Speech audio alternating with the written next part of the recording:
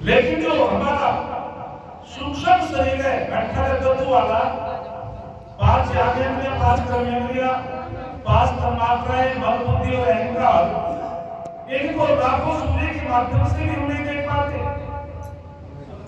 अर्थात वो तत्व ज्ञानी होता है और तत्व ज्ञानी ही एक वेद का मंत्र आता है किम सूर्य समम ज्योति, तो उत्तर दिया गया ब्रह्म सूर्य समम ज्योति। या ब्रह्म का अर्थ तत्व ज्ञान से लिया गया।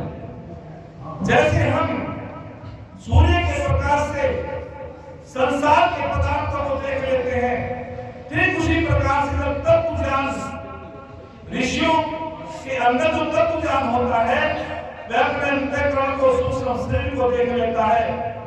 प्रकृति के अंदर जो सूक्ष्म पदार्थों को देख लेता है तो ऋषि को ऋषि होता है। और उस देव ऋषि की हमारे पौराणिक लोगों ने बड़ी आलोचना और बड़ी निंदा करते रहते हैं। तो कहते हैं कि एक बार देव ऋषि नारद भ्रमण करते हुए महाराज युधिष्ठिर के पास पहुंच जाते हैं।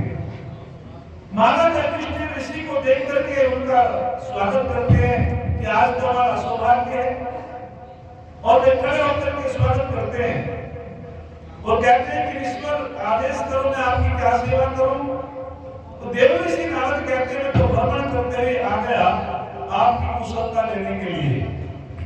और याद रखना, हम एक ही वाक्य बोलते हैं, यदि कोई हमारे बीच में आचार्य आ जाए तो हम कहते हैं कि सुनाओ तुम्हारा क्या हाल है।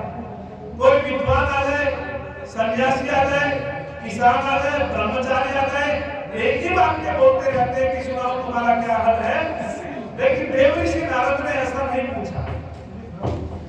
यदि कोई हमारे बीच में ब्रह्मचारी आ जाए तो उससे पूछना चाहिए कि तुम्हारा दिनचर्या तुम्हारी ठीक है, अध्ययन आपका ठीक चल रहा है, क्या प्रातःकाल उठते हो या नहीं।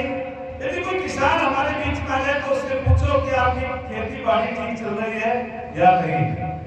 व्यवहार भानु नाम की पुस्तक स्वामी दयानंद ने लिखी, तो हमको व्यवहार सीखना पड़ेगा और जैसा जैसा जो पात्र होगा उससे वैसे ही बात हमको पूछनी चाहिए, वार्तालाप करनी चाहिए।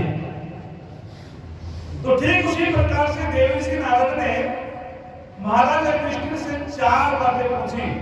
समय के अंतर्गत मैं अपनी बात बताना चाहता हूँ, 4 बातें। और उन्होंने कहा कि मैं पूछना चाहता हूँ राजन, क्या तुम्हारा वेद पढ़ना सफल है? जरा जुड़ने का प्रयास करेंगे।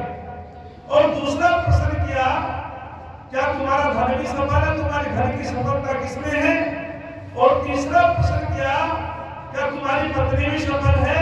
और चौथा किया, क्या तुम्हारा सोना भी सफल है? यदि हम सुनते रहे, इसका आचरण न करें तो कोई लाभ नहीं होता भैया। महाराज युधिष्ठिर हाथ जोड़ करके खड़े हो जाते हैं और कहते हैं कि ऋषिवर शंकाओं का समाधान करो, मैं तो नहीं जानता। तो तब उन्होंने कहा देव ऋषि नारद ने कि सुनो राजन, वेद पढ़ना किसका सफल होता है? तो वे कहते हैं अग्निहोत्र वेदा सफलः, अर्थात जो अग्निहोत्र करता है उसका वेद पढ़ना सफल है। लगभग 1184 बार वेदों में आया कि तुम अग्निहोत्र करो, यज्ञ करो, लेकिन हम पढ़ते तो चले जाते हैं। यदि अपने घरों में यज्ञ नहीं करेंगे तो हमारा वेद पढ़ने का कोई मतलब नहीं है, वेद पढ़ने का कोई सार्थकता नहीं है।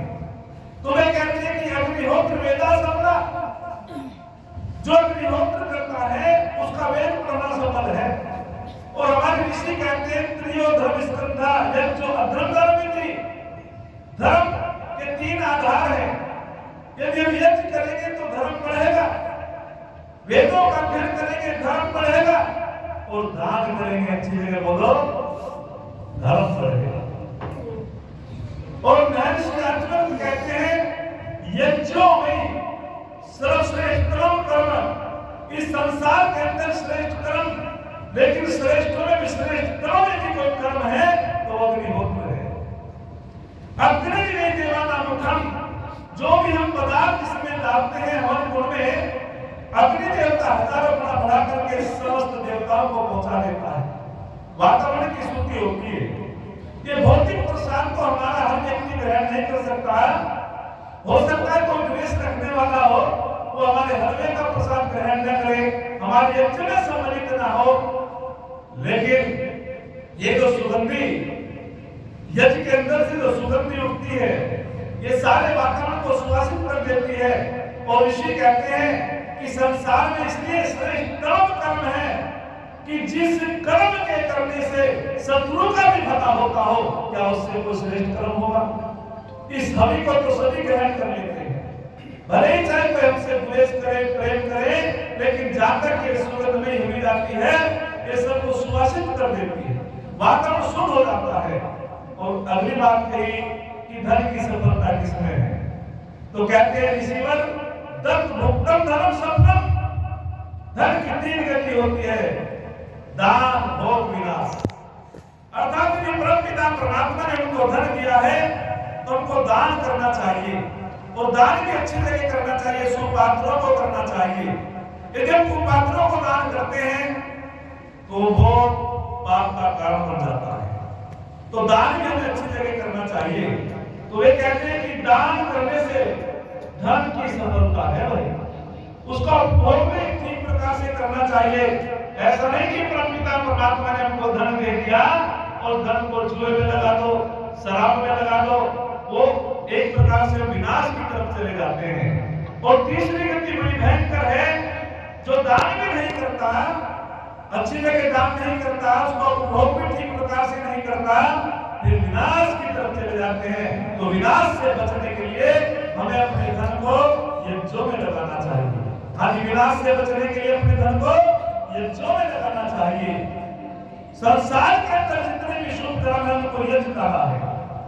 पंच महायज्ञों की बातें महर्षि स्वामी ने एक छोटी सी पुस्तक लिखी और उसमें कहा कि